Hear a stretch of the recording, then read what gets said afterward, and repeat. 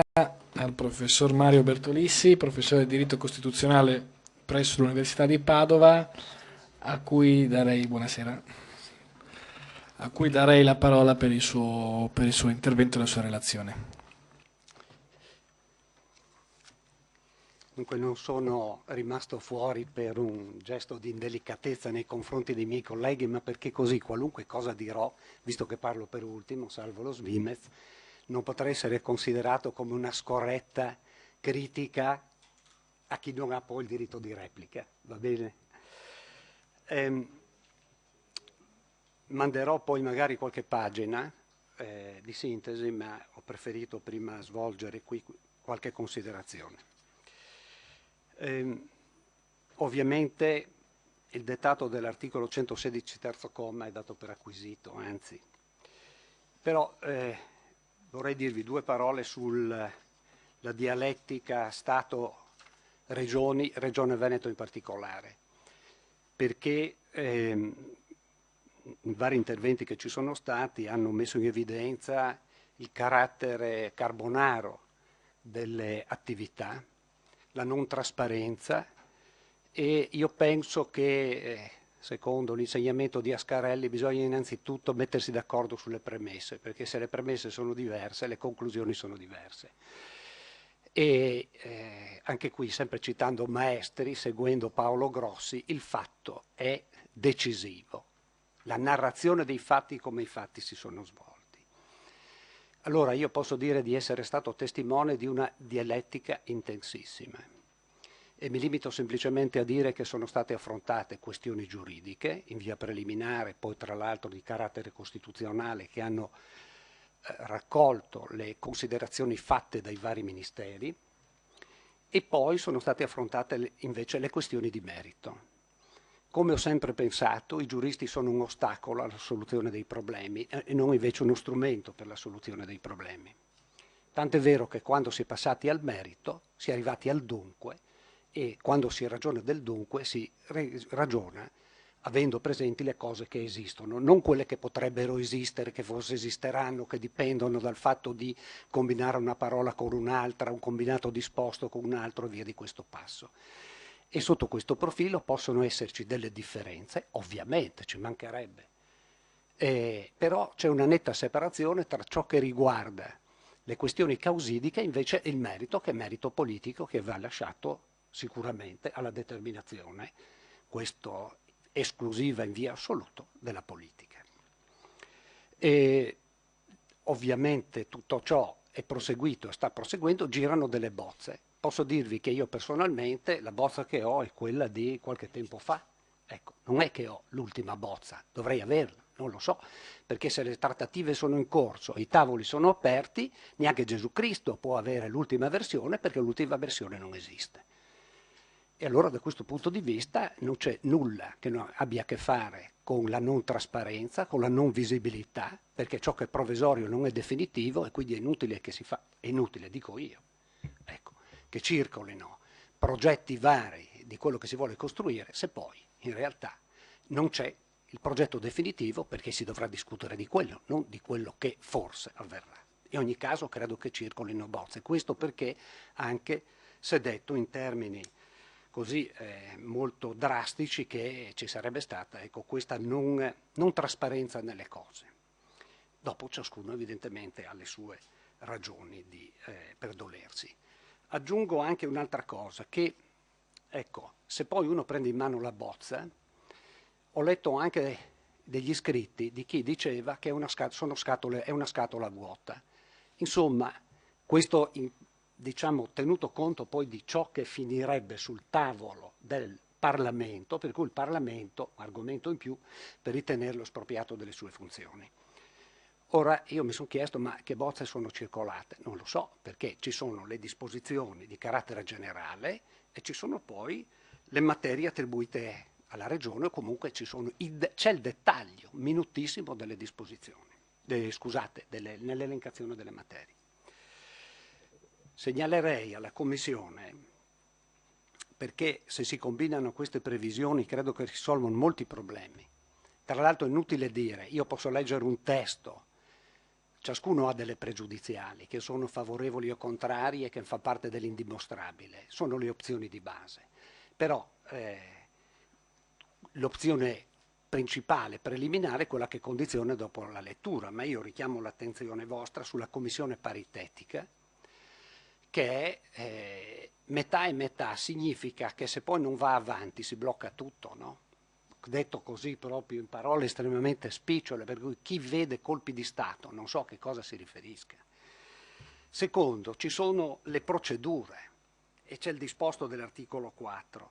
Si prevede il DPCM, ma ci sono pareri a non finire che devono essere resi e poi è previsto anche il riordino dei ministeri. Lo dico soltanto come coda, ma stiamo ancora aspettando l'attuazione dell'ottava disposizione transitoria e finale della Costituzione, che risale al 1948 da questo punto di vista. L'articolo 7 reca, almeno nell'ultima versione, attribuzione di competenze, ma in realtà è stato mutato leale collaborazione, perché se qualcuno ha la briga di leggere con un po' di attenzione questa bozza, insomma, elaborata, vedrete che la leale collaborazione, il fatto di implicare sempre un lavoro, non soltanto un lavoro che deve vedere due che stanno insieme, che producono, ma che lo devono fare con correttezza e buona fede, come criterio generale, altrimenti si sa bene che non si può fare assolutamente nulla, non si costruisce nulla di positivo se ci sono soltanto delle riserve mentali.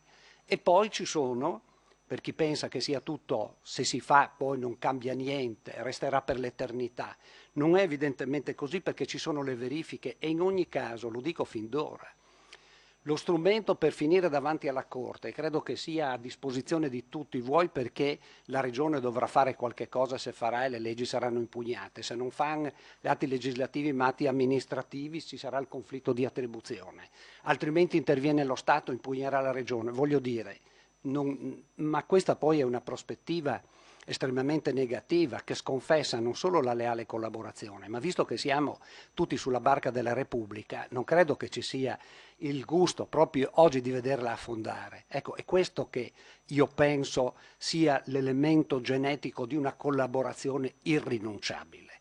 E questo tira alla volata quello che dirò sulla storia del Parlamento espropriato. Dopodiché ci sono tutte le materie elencate e lì in contraddittorio e è una sorta di mansionario, se vogliamo definirlo per quello che è, tenuto conto del carattere del contenzioso costituzionale. Ecco, perché se io penso a quello ante riforma 2001, quello dopo è veramente un conflitto permanente sulle mansioni dello Stato e mansioni della Regione, che sarebbe anche questo un argomento per dire dove siamo finiti in fondo nella gestione delle questioni che importano per lo Stato. Qualche considerazione, allora vi dicevo, sì, adesso delle osservazioni, alcune, io ho raccolto qualche cosa, insomma, anche perché dopo svilupperò qualche considerazione con un filo conduttore che non ha la necessità di mettersi a disquisire con tutti quelli che hanno voluto scrivere. C'è un percorso, secondo me, lineare. Si dice che è minata l'unità e indivisibilità della Repubblica e che viene meno la coesione sociale. Ora, più di qualcuno ha detto magari fosse vero, perché se fosse vero che viene meno, vuol dire che verrà meno, perché non è venuta meno, e vuol dire che c'è. Allora, io per non infastidirvi, vi dico quello che scriveva il mio maestro, cioè il professor Livio Paladin, nel 1976, introducendo un volume di 900 pagine sulla prima legislatura regionale. Ci sono regioni di avanguardia, regioni collocate nel mezzo e una retroguardia costituita da quegli enti regionali la cui normazione si risolve in poco più che in una massa di leggine quasi mai riformatrici e talvolta nemmeno necessarie. Allora, diciamo, solo per prendere un esempio, che questa cosa non poteva che essere così perché ci sono stati differenti punti di partenza.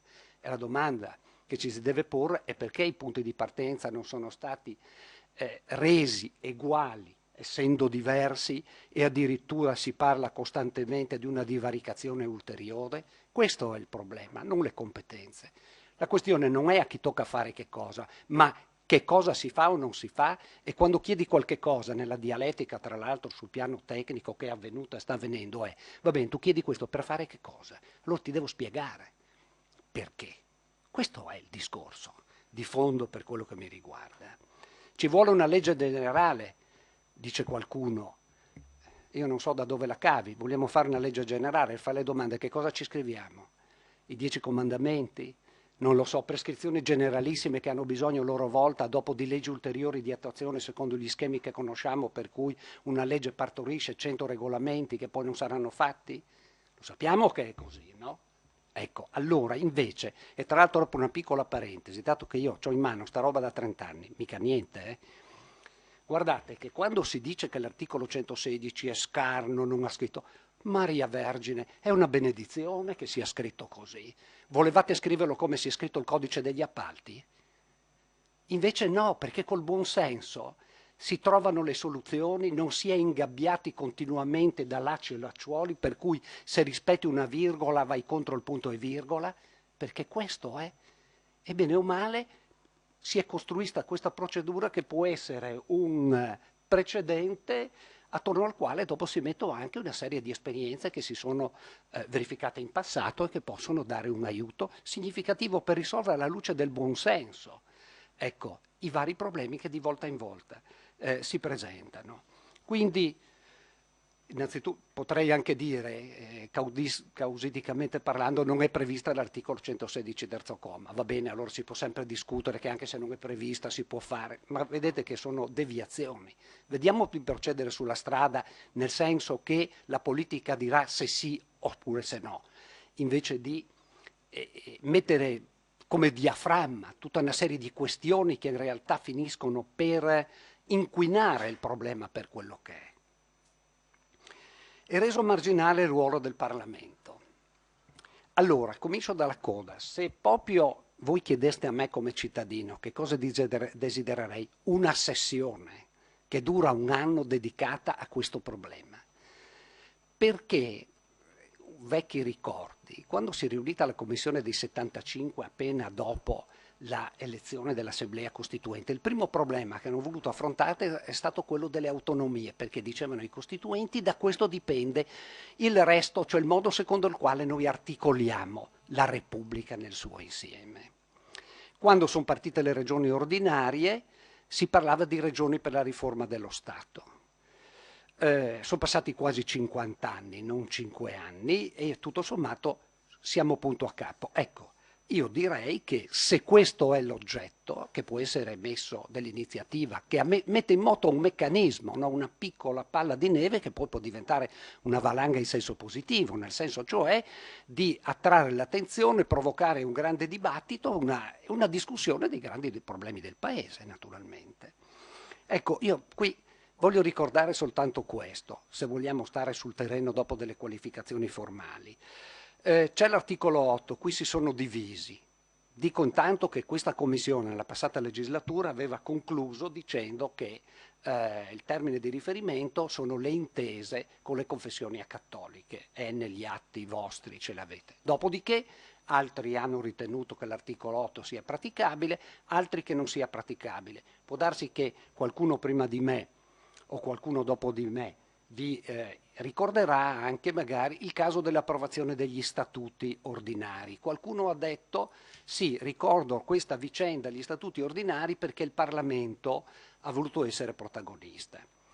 Allora, tenete presente comunque che non si dubitava sul fatto che la legge di approvazione degli statuti fosse una legge in senso puramente formale, cioè prendere o lasciare.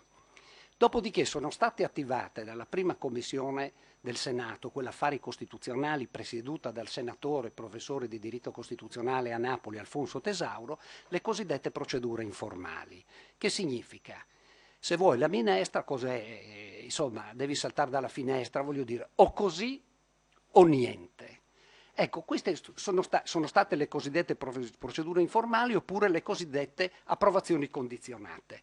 Allora, posso dirvi che il mio maestro ha ritenuto che tutto sommato andasse bene. Ci sono stati o c'erano allora giovani allora studiosi come Onide e Bassanini che hanno criticato asprissimamente questa procedura. Ma in sostanza direi che tutto sommato sono queste questioni estremamente marginali, non significative, perché se soltanto prendiamo il 116 terzo comma e la mettiamo in rapporto con l'8, guardate che c'è una differenza radicale, almeno secondo me. Mentre le intese a rigore basta la maggioranza dei presenti, no? 2-1, 1-0. Qui c'è la metà più uno degli aventi diritto, cioè c'è una maggioranza assoluta. Secondo, nessuno dubita che, almeno per quello che mi riguarda, che il Parlamento che mette l'ultima parola interverrà, ci sarà la commissione, se ritenete la commissione. Ecco, non ci sarà magari il dibattito oceanico, ma se andate a vedere come ebbero a procedere quando fecero gli statuti nel 1970, il Ministero allora per le regioni aveva fatto da collettore di tutti i rilievi che provenivano dai ministeri, ad esempio, varie articolazioni burocratiche, la Presidenza del Consiglio dei Ministri, si poneva il problema di che cosa potessero fare o non potessero fare. E la prima Commissione Affari Costituzionali ha fatto altrettanto, ma ci pensava, tra l'altro, direttamente il senatore, il professore Alfonso Tesauro, tant'è vero ed era talmente forte, potente e condizionante che le regioni che ricevevano la richiesta di modifica parlavano di emendamenti Tesauro, tanto per intenderci. Ecco, questo è per dire che cosa? Che se guardiamo alla realtà delle questioni non potrà esserci che una dinamica di questo genere. Al Parlamento nessuno sottrarrà, perché è impossibile, la sua centralità. E quindi il problema è quello semplicemente di affrontare le questioni. Se invece cominciamo a dire è una legge formale o è sostanziale, allora voi capite che dobbiamo aspettare che venga scritta qualche monografia inutile per concludere, nel senso, già sapevamo, sia o non sia, sta di fatto che io non lo approvo se tu non ti adegui o se comunque la trattativa non porta ad un punto di incontro delle nostre volontà. Mi pare se ci si deve sposare bisogna dire sì in due, non può uno e l'altro invece no. E io ragiono così con il buon senso, perché mi pare che sia assolutamente inutile scomodare. Ecco, qualcuno ha parlato di emendabilità indiretta. Sono tutte, come espressiamo, generi letterari, espressioni retoriche, perché non aggiungono nulla a ciò che descrittivamente si dice che avviene nella realtà. Però noi spesso ci accitiamo per una formuletta, va bene una cosa, apri la bottiglia per vedere che vino è, no? Se è buono, non si vede niente, mettiamo che sia bianco, sia nero, sia su, sia giù, lo deduciamo da chi ha portato il fiasco. No, apriamo la bottiglia, la versiamo e beviamo, caspita. Ecco, quindi da questo punto di vista io direi, ecco, dopo c'è il problema, qualcuno dice anche, no, di una... Sì, perché ho letto proprio delle cose estremamente preoccupate, di eversione qualcuno ha parlato, di insindacabilità, non so di che cosa, che natura hanno i DPCM. I DPCM saranno qualche cosa comunque che può finire davanti al giudice amministrativo, immagino, oppure, che ne so, dovessi violare i diritti soggettivi al giudice ordinario e comunque sia potrà dare adito ai conflitti di attribuzione. Chi ha esperienza di Corte Costituzionale sa che non avremmo mai immaginato che la Corte addivenisse a talune soluzioni che poi invece sono diventate assolutamente la norma, anche perché la giurisprudenza si costruisce in ragione dei problemi che devono essere affrontati, non di precedenti che vengono ricopiati come se non vi fossero state soluzioni. Si dice il pericolo della litigiosità, io dovrei essere contento perché tu Beniamino causi a tutto spiano, ecco, ma invece no, non penso che sia così o che questa debba essere la soluzione, perché i momenti dovrebbero favorire invece la leale collaborazione di cui ho detto prima, perché nessuno può sottrarsi ai problemi di fronte ai quali ci si trova. Ecco, ho già detto della scatola vuota che non è vuota, tant'è vero che a un articolo che parlava di scatola vuota e tra l'altro si dice si va allegramente verso l'eversione. C'è stato un altro articolo, non cito i nomi degli autori perché così non ha nessuna importanza, in quale ha esaminato nel merito la bozza, ha anche riaggregato le varie funzioni che sono state attribuite per così dire per ambiti, per un 4 mi pare settori organici, qualcosa del genere, ecco, che consentono quindi di vedere nella loro complessità e latitudine gli oggetti di questo negoziato. In modo particolare poi si è messa sotto la lente di ingrandimento, sono state messe due materie. Dico solo una battuta su questo punto. La sanità e l'istruzione. Allora, per quello che prima avevo esordito dicendo magari fosse vero che si rompe ciò che è invece unitario, nel senso che all'interno della Repubblica dovunque si può fruire delle medesime prestazioni, dei medesimi servizi. Non è così, e voi lo sapete benissimo, nel caso della sanità, ma quando anche, sono schietto, si dice che il centro assicura la soluzione dei problemi che sono comuni, io aggiungo, magari fosse vero. Voi sapete che ci troviamo alle prese con la carenza di medici, no? Ecco, non è che la carenza di medici è un problema che possiamo risolvere, è già un problema insolubile, perché per fare un medico ci vogliono 10 anni. Io un anno e mezzo fa ho fatto un convegno alla Magna a Padova, carenza di medici, salute a rischio. Adesso abbiamo rinviato uno di dicembre scorso per non magari complicare le cose e il titolo era Sanità senza medici. Da chi dipende questa situazione?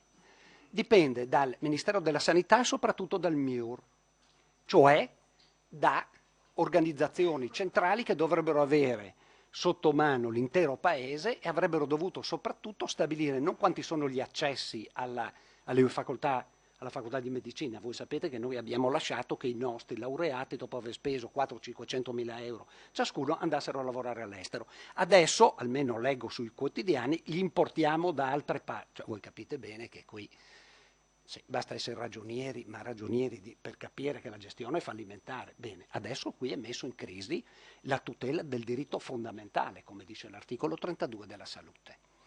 E ecco, allora, se uno chiede di poter manovrare su questo versante, avrebbe potuto qualche regione avere un organico che è in linea con le esigenze. Se uno dice ma allora avrebbe creato una discriminazione ulteriore, io non aggiungo il mio commento, perché allora per non discriminare verso l'altro rendiamoci tutti uguali verso il basso, e cioè ci priviamo delle tutele essenziali. Ho sentito anche parlare più di qualcuno che ciascuno ci farà la sua scuola, i suoi programmi. Io può darsi che abbia letto un altro testo che non è quello che ho letto io, ma voi sapete qual è la prima preoccupazione? La dico qui proprio provocatoriamente. L'ambizione sarebbe quella di cominciare l'anno scolastico, tutti i docenti al loro posto, e non riuscire a metterli dopo 6 mesi, avendo creato danni enormi alle famiglie, soprattutto poi agli alunni che vanno, dai ragazzetti a quelli più su, che vanno a scuola e vedono un turnover pazzesco. Ecco, dopo magari verranno anche i programmi, non so di che cosa, ma si vorrebbe, ecco, poter procedere sul piano organizzativo, senza toccare altri aspetti. Capisco dopo che le differenze di trattamento economico, ma sono tutte robe sperimentate comunque, nelle regioni di carattere speciale, in modo particolare il Trentino Alto Adige. Comunque sia, questi sono argomenti della politica e anzi che hanno soprattutto una connotazione politica, ce l'hanno anche giuridico-costituzionale, però io ho fatto solo qualche esempio, ecco, che non ha il senso della provocazione nel modo più assoluto. E qui chiudo per dirvi questo. Cioè tutta questa storia qui è stata messa in moto dalla regione dalla quale provengo. Però guardate che la ragione è sempre fattuale, non è di altro tipo, e il punto è che da una parte c'è il Trentino Alto Adige, dall'altra parte il mio, perché io sono friulano, Friuli Venezia Giulia.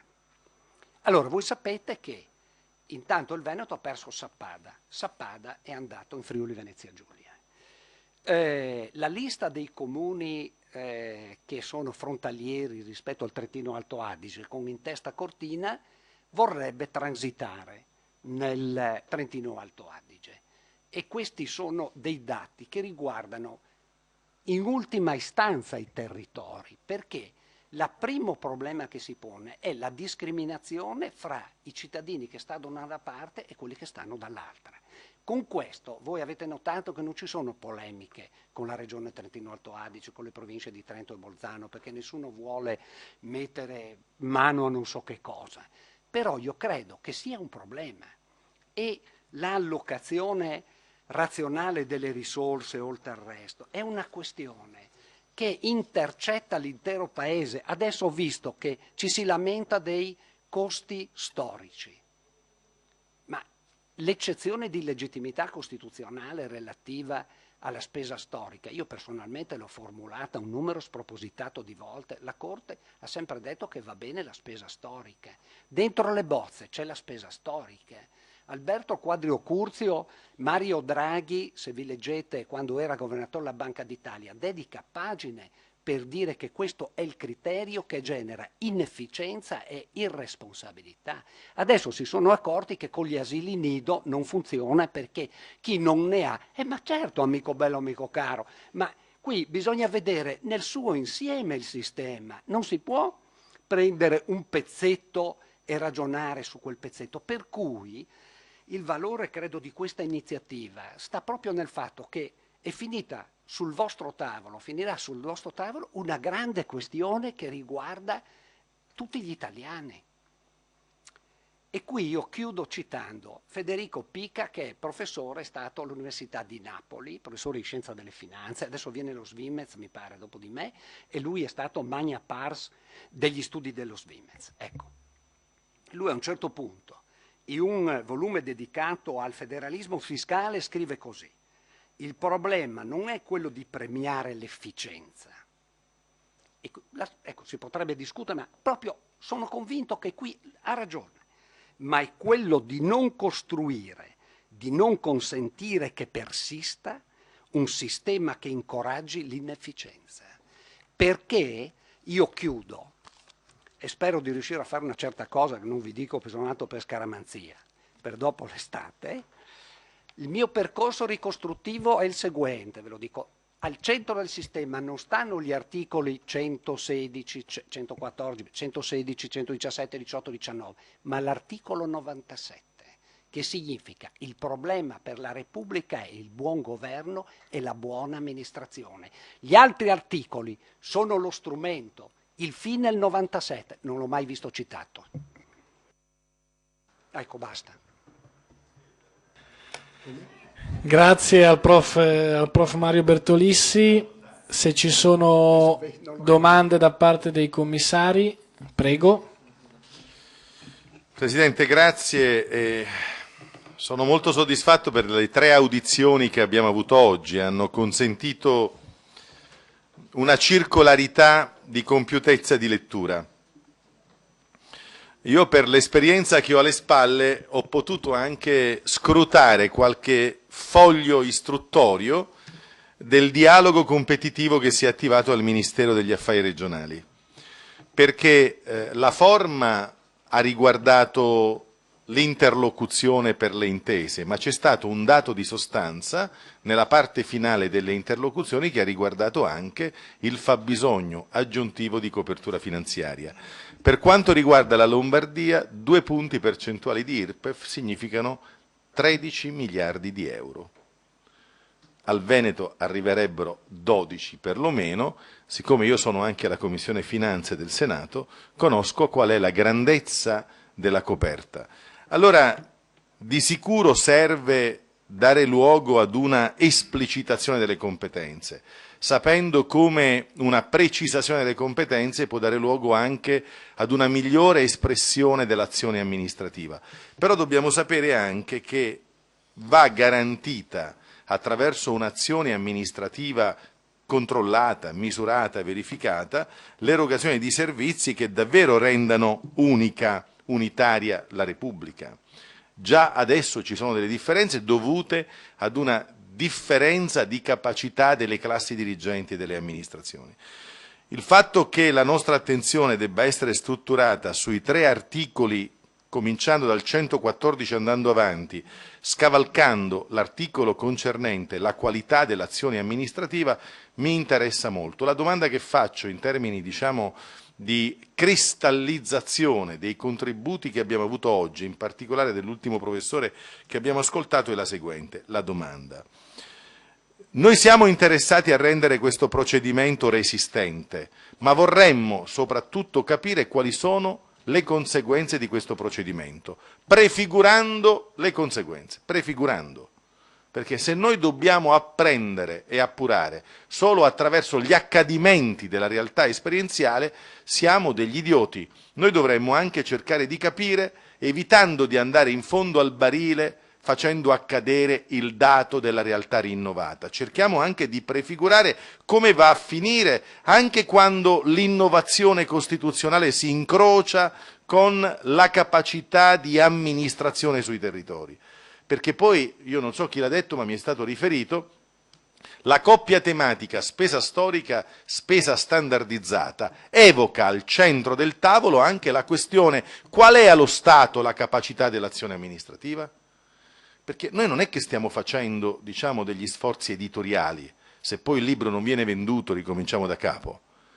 Se questo sforzo di elaborazione riformatrice poi fa delle rovine, e non è la prima volta che cercando le riforme abbiamo cercato la parte di dietro della riforma e non quella davanti, abbiamo incassato e patito la parte di dietro. Ovviamente non è una parte di lavoro che riguarda voi come interlocutori, riguarda noi come legislatori e anche come decisori politici, però è utile, avendo visto che non vi siete costituiti in pigrizia, non c'è stato un versamento in atti di un lavoro prefabbricato, ma siete stati attivissimi, coinvolti, perché anche voi siete cittadini di questa Repubblica e non solo, diciamo, dei sacerdoti della elaborazione giuridica.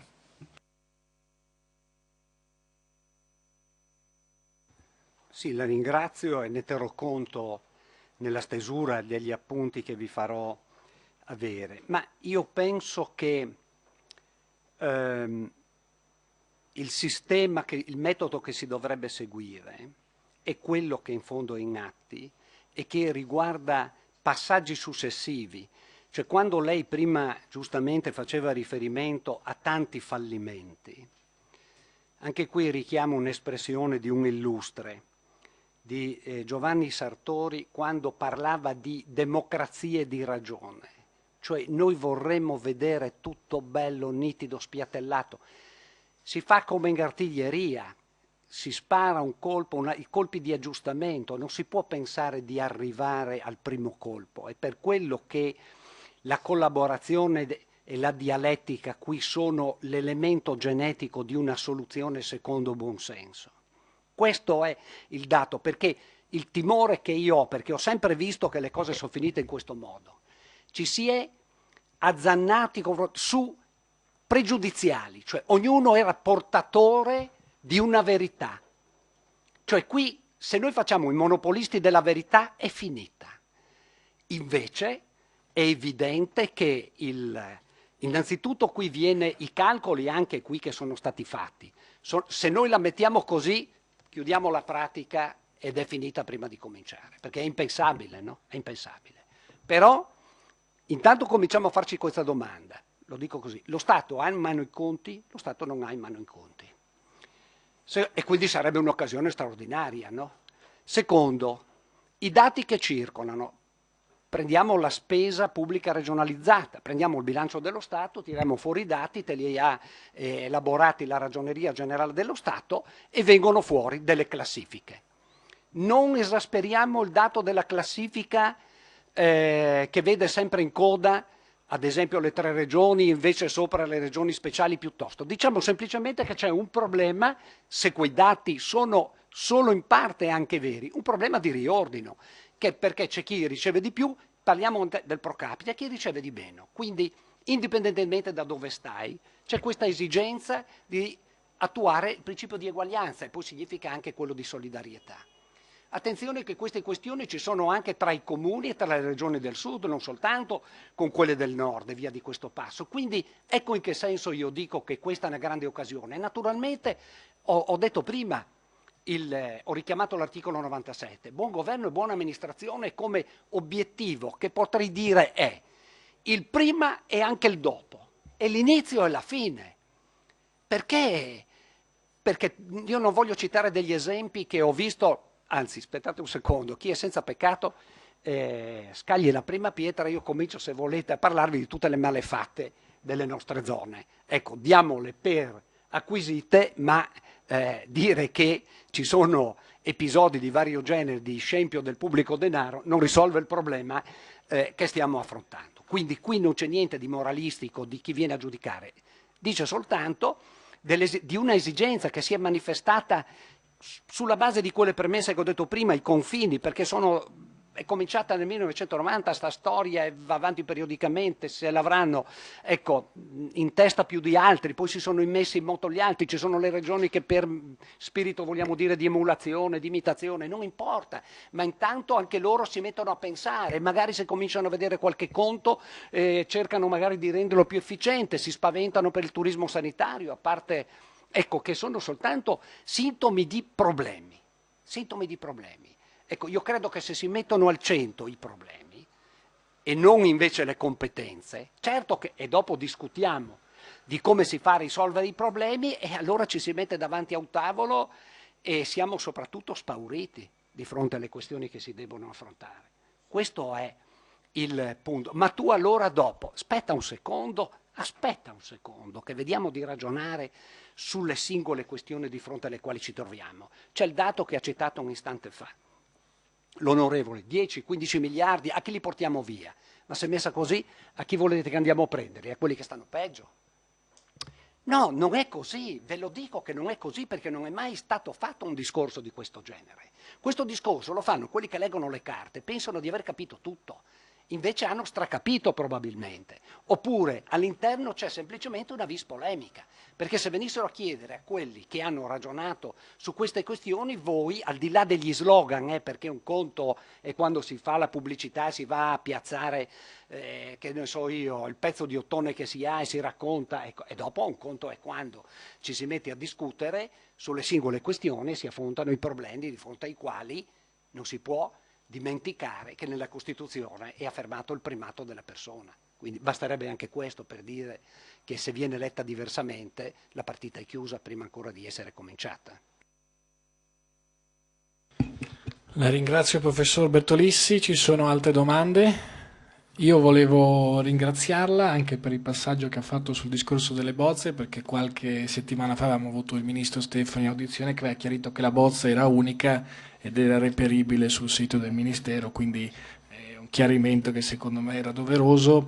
E avevo una domanda velocissima, se lei ha il tempo, proprio semplice perché è un argomento così che mi premeva chiederle se secondo lei ci sono gli strumenti già nella bozza per verificare che insomma in caso di insomma, in un'ottica di responsabilizzazione ecco, delle regioni ci siano gli strumenti da parte dello Stato per verificare che le regioni compiano, anche in un caso ovviamente di prosecuzione di questo regionalismo differenziato, compiano il loro iter. Ecco. Monitoraggio continuo e se per caso dovesse venire costituita quella benedetta commissione, quella è la sede nell'ambito della quale si passa al setaccio tutto quello che si fa, si ha intenzione di fare, valutando prima quelle che possono essere le conseguenze e pronti a rettificare immediatamente quello che non dovesse essere di positivo. Ma questo, ecco, io direi, naturalmente se poi qualcuno pensa che passata la festa, scusi la dico così con una battuta gabbato lo santo e torniamo sempre lì, allora chiudiamo la pratica e non che significa che uno va per cercare di fregare il prossimo, non può essere questo. Anzi, tutta questa cosa, secondo sempre me, in passato, guardate, io sono testimone di... Aspettami, no, sono testimone di come c'è stato il sistematico avvelenamento dei pozzi. Io ho in testa uno scritto di Massimo Severo Gianniti, tu te lo ricorderai, del lavar la testa all'asino, che lui quando dice non riesco ancora a capire come, dopo tutto, eravamo tutti d'accordo, il meglio della dottrina, la politica e via discorrendo, e dopodiché non è venuto fuori niente. Cioè, fatta la legge, fatto quel benedetto decreto 616, è cominciata l'opera in realtà di erosione, di spoliazione, di via di questo passo. E sempre comunque si è detto è mancato un grande disegno. Io penso che il grande disegno, sulla base dell'esperienza che si è realizzata, sia fallito proprio perché è stato probabilmente un grande disegno come la legge di programmazione, il programma economico, sono stati libri dei sogni in qualche modo, elaborati e costruiti. Qui invece si abbandona la prospettiva dei sogni, anche perché abbiamo i problemi impellenti. Aggiungo un'altra cosa. Quando sono state messe in piedi le regioni, guardate che eravamo nel 1970, la lira vinceva l'Oscar, il debito pubblico era al 50-60%, cioè fisiologico. Noi dobbiamo sapere che oggi, dato che si cita dottrina, giurisprudenza, la dottrina 50 anni fa non serve a niente, perché è cambiato tutto, ma non per la globalizzazione. Dobbiamo fare i conti con quello che abbiamo, dobbiamo domandarci se siamo in grado di assicurare le tutele della parte prima della Costituzione. E il regresso c'è, ci sono statistiche fatte che sono terribili. Io mi consenta, scusa una cosa, dato che ce l'ho qua e l'ho copiata, perché 2006 Dario Di Vico scrive così: 2/3 dei giovani, pur di trovare un posto di lavoro, sarebbero disposti a rinunciare alle sacre conquiste dei padri e delle madri, ferie, copertura della malattia, indennità di maternità. È la prima volta che a livello di rappresentazione collettiva emerge un orientamento così remissivo. Significa rinuncia a quello che c'è scritto nella Dichiarazione universale dei diritti dell'uomo e del cittadino, oltre che nel disposto costituzionale specifico degli articoli, se volete, che qui, ecco, nell'articolo 38, 37, 38 e via discorrendo. Cioè io credo che questo sia l'elemento di unificazione, non la, così dire, secondo vecchi slogan, la evocazione di diritti o di doveri tirata così. Siamo tutti di fronte al problema di arrestare la regressione e di impedire che, perché lo Statuto dei diritti dei lavoratori, spiegatemelo, non è stato abrogato, ma è abrogato, ecco il discorso. Magari fosse stato abrogato di diritto e vigesse nella realtà, è stato abrogato di fatto e non opera nella realtà. Io almeno questa vicenda la vivo in questi termini e se mi hanno mandato qua vuol dire che si fidano in quello che ho detto, mi riferisco alla regione Veneto, ecco, e via discorrendo. Ma queste sono state le riflessioni che abbiamo sempre fatto, al di là degli slogan. Perfetto, la ringrazio professor Bertolissi per la sua gentilezza. Naturalmente le chiederemo, come abbiamo chiesto agli altri relatori, qualche appunto o qualche... Sì, sì, certo, no, e chiariamo che parlava come esperto, non come Regione Veneto, non si sa mai. No, che... no, no, l'ha no, fatta... scusate, però vabbè.